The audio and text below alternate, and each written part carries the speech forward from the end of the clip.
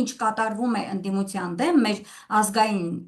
հայ մարդկանց դեմ, պետք է դիտարկենք հենց աշխարհաքաղաքական հարթության մեջ։ Օրինակ այդ շոուն, որ արվեց 70 տարեկան մարդուն, որը բացարձակապես չէր ընդվզում, հանգիստ տանը նստած, ոչ փախչում էր, ոչ չգիտեմ խնդիրներ էր ստեղծում, գնացին, գետնով տվեցին, նկարեցին, տարածեցին, ում էր դա ուղված։ Ռուսաստանին է ինչ որ բան ուզում ասել, որ ես քո մարդկանց այսպես գետնով կտամ, թե Թուրքիայի իր տերերին էր ուզում ասել, որ տեսեք ես ոնց եմ, ինքս եմ, ես այստեղ օրակարգ թելադրողը։ Երկու դեպքում էլ մենք գործ ունենք հստակ աշխարհաքաղաքական գործոնի հետ։ Տեսեք, նման նրան գրեկ ուժի նման ֆետիշացումը չի կարող տեղի ունենալ առանց արտաքին խրախուսանքների, սա ակնհայտ է, որովհետև հակառակ դեպքում մենք հիմա կլսենք օրինակ ԵԽԽՎ-ի, Եվրամիության, ԵԱՀԿ-ի համապատասխան ինստիտուտների շատ օպերատիվ ու կոշտ արձագանքը։ Ես քաղաքականավոր եմ եղել, այն ժամանակ միջազգային կառույցները շատ բծախնդիր են եղել մարդու իրավունքների պաշտպանության հարցում։ Ես տեսել եմ իրենք ցանկացած խախտման պարագայում ինչպիսի արագ եւ օպերատիվ արձագանք են ցույց տալիս։ Այս պարագայում զրո արձագանք է, ուրեմն այո, կարող ենք ենթադրել, որ սա արտաքին պատրոններին ուղղված էր, առայն, որ ինքը ամեն ինչ վերահսկում է եւ ազգային դիմադրության օջախները ճնշում է, так բազմաշերտ են այդ պատրոնները, սկսած գլոբալիստական արևմուտքից վերջացրած Բաքվում եւ Անկարայում նստած թշնամական երկրների կառավարիչները, հա։ Բայց նաեւ դա մեսիջ է Ռուսաստանին, որ տեսեք, ես նաեւ ձեր կողմնակիցներից եմ ճնշում բոլորին գլխատում եմ։ Եվ եթե բան կա խոսելու, իմ հետ պայմանավորվեք, որովհետեւ այլ ուժեր չկան, որոնց հետ պայմանավորվեք։ Հիմա Հայաստանում ի՞նչ է կատարում։ Ուզում եմ մեր հասարակությունը ճիշտ հասկանա։ Սա անջատ վերցրած Գագիկ Ծառուկյանի, Սամվել Կարապետյանի, Սուրեն Սուրենյանցի, Իշխան Սաղաթելյանի, Արմեն Աշոտյանի, Ավետիք Չալաբյանի դեմ պայքար չի։ Մեզ մի օր կբռնեն, մի օր բաց կթողեն, մի օր մեր եկամուտներին կխփեն, մյուս օր այլ բան կանեն, այս բոլորը անցողիկ բաներ են։ Մի օր այսպես կլինի, մի օր այնպես կլինի։ Շատ ավելի ֆունդամենտալ խնդիր է լուծում։ Հայաստանում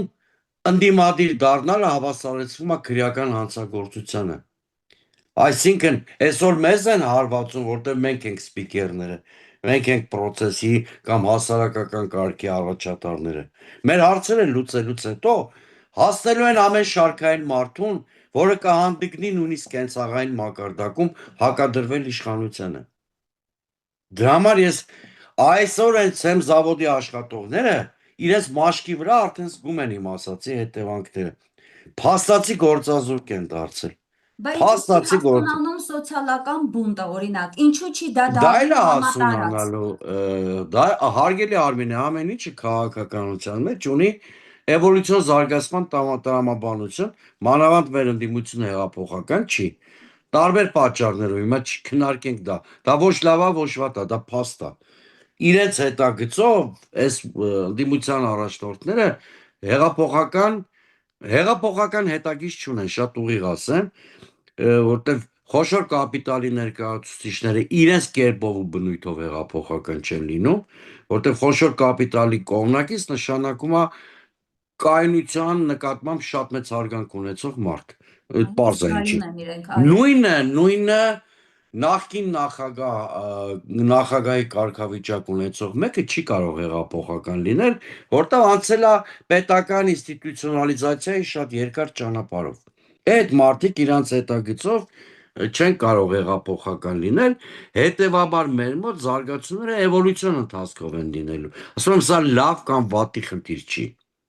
Այլ գործիչներ էլ կան, որ բնույթով հեղափոխական են։ Դե նրանց Հուշեցիք, կներեք, պարոն Սուրենյանց, մի միտք հուշեցիք, այսինքն այս իրավիճակից ելքը հականիկոլ ունենալն է, որը չփնտրել գիտեք, այդ արդյունավետ քաղաքական համակարգեր, որ ձևավորվի, գուցե այդ հարցն էլ լուծվի, արդյունավետ, Աստված չանի հականիկոլ լինի, պիտի լինի Նիկոլին հեռաստող, բայց ռացիոնալ դաշտի մարդ, հիմա տեսեք, մի քիչ հեղափոխականություն, այո, մեր ընդդիմությանը պակասում, հա։ Ակասում, այո, Օրինակ տեսեք, մենք ունեցել ենք այլ գործիչներ, որոնք բնույթով էլի շատ ինտելեկտուալ են, բայց բնույթով ավելի համարձակ քաղաքական որոշումներ կայացնող են։ Իրենց բնույթով, իրենց քաղաքական հետագիծն էլ այդպիսին է։ Օրինակ Լևոն Տեր-Պետրոսյան, Վազգեն Մանուկյան, որտեղ իրենց ձևավորման ընթացքը որպես գործիչներ եղել է շատ մեծ համազգային շարժման բանում, ակունքներում, հա։ Հիմա բայց էլի եմ կրկնում, էվոլյուցիոն կլինի, հեղափոխական կլինի, իշխանության ֆիասկոն մոտենալու է։ Իշխանությունը տեսեք, հիմա այս Նիկոլ Փաշինյանը իր իշխանությունը պահում է տոտալ տուրբուլենտության վրա։ Այսինքն, ինքը անդադ պիտի ստեղծի արտաքին թշնամու կերպար, ներքին ներքին, թշնամու պետքար,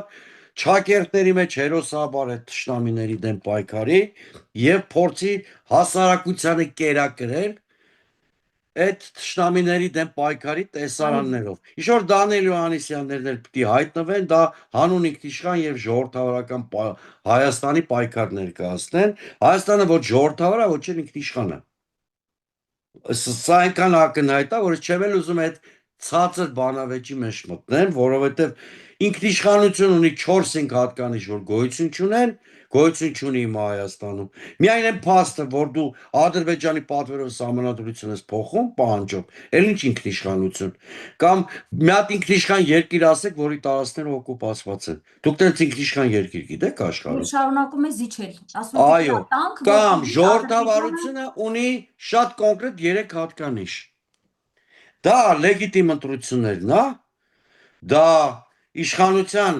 պատասխանատվության ինստիտուտն է եւ դա իշխանության փոփոխելիության ինստիտուտն է։ Այս 3 հատկանիշից ո՞րն է գործում Հայաստանում, որ մենք խոսենք ժողովրդավարական Հայաստանի մասին։ Հետևաբար այդ լոլոներն ու հեքիաթները քողարկում են այն իրական վիճակը, որ կա։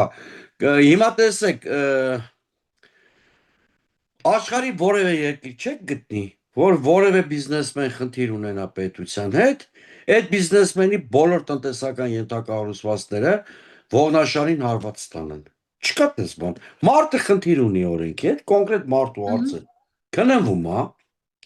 աշխատում են շատ ծայրահեղ դեպքերում կալանքի տանել, եթե տնտեսական հանցագործության մասին է խոսքը, դեռ դրանով ոչ պետության բյուջեն է հարստանալու, ոչ էլ պետությունն է շահելու։ Եվ բնականon շարունակում է գործնայությանը։ Հայաստանում տեսեք ոնց է, երբ որ որևէ կուսակցության ղեկավարի ձերբակալում են, տվյալ դեպքում Ծառուկյանին։ Ամեն ինչ անում են, որ օրինակ Բարգավաճ Հայաստան կուսակցությունը հիմնահատակ ավիրեն։ եւ Որ այդ նաեւ այն կազմակերպությունները, այն գործարանները, Այո, մարդիկ են նաև ում բիզնես բան գործ։ ստրուկտուրաները։ Տեսեք, մի հատ մարզմ էլ ասեմ, էլի։ Սրա մասին էլ է շատ քիչ խոսվում, որտեվ այնքան տոտալ ա եղել հարցակումը, խեղճ լրագրողներն էլ չգիտեն որ դրվագի վրա ուշադրություն դարձնել։ Ուրեմն, մտել են մի հատ կառույց, կապարակնկել են իդեպ, այդ կառույցն էլ է Այո, այդ կառույցի գրասենյակն էլ է կապարակնկված, որը ոչ Ծառուկյանի քաղաքական կառույց է, ոչ էլ Ծառուկյանի բիզնեսն է։ Հայաստանի ազգային օլիմպիական կոմիտեում Ծառուկյանը ընդամենը ընտրված ղեկավար է։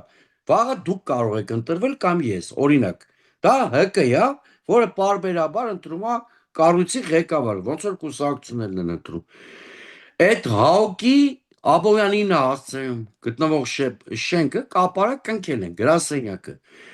Ես քանի որ շատ մոտիկից տեղյակ եմ ՀԱՕԿ-ի գործնայությունը, ՀԱՕԿ-ի վարչակազմի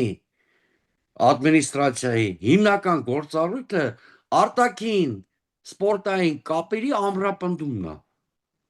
Հիմա դուք պատկերացրեք այդ գրասենյակի չգործելու պատճառով մեր սպորտը ինչպիսի ահռելի վնասներ է կրում, հատկապես մեր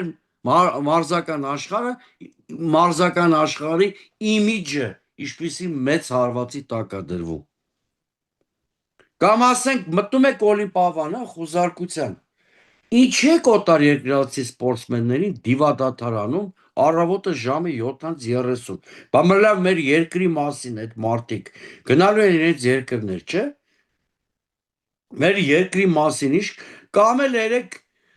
անուն չտամ հասարակությանը ոչինչ այդ անունը չի էլ ասում։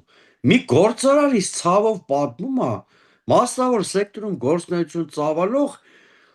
եւ շատ անուղակի ասոցիացիաներ ունեցող մուլտիգրուպի հետ, որտեղ մուլտիգրուպից ինչ-որ բան են ներկրել, ընդամենը այլ կապ չունեն։ Մտնում եք այդ միջին գործարարի տարածք, որտեղ բնակելի սեկտոր էլ կա, վարձով ապրող բնակիչներին քշում եք տնից։ Սա վանդալիզմ է, սա ինչ կապ ունի դեմոկրատիայի հետ։ Սա մաքուր վանդալիզմ է։ Եվ գիտեք ինչն է, հենց դա է խնդիրը, եթե չեմ սխալվում 10,000 մարդ հիմա աշխատանքի հետ կապված Նու ես պարապմունքի հաշվել մեջ եմ է։ 8000, բայց գուցե Հա, թող լինի պերիֆերիկ 8,000։ արգելի Այո։ Արմին այդ գործարարը, որ ինձ պատմում էր, որ ասում եմ ուղակի առնչություն մուլտիգրուպի հետ չի ունեցել։ Որպես գործարար սեկտոր ինչ-որ մուլտիգրուպի հետ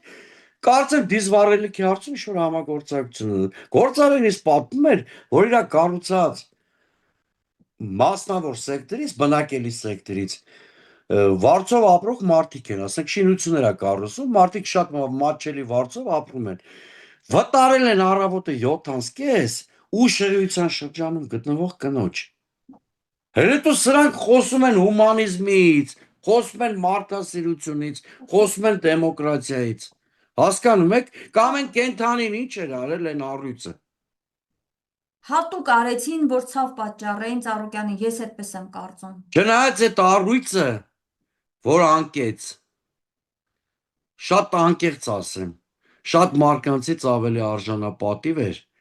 Նա արժանապատիվ վախճանը գերադասեց ԿՊԵ-ականների հովանու տակ ապրելուց։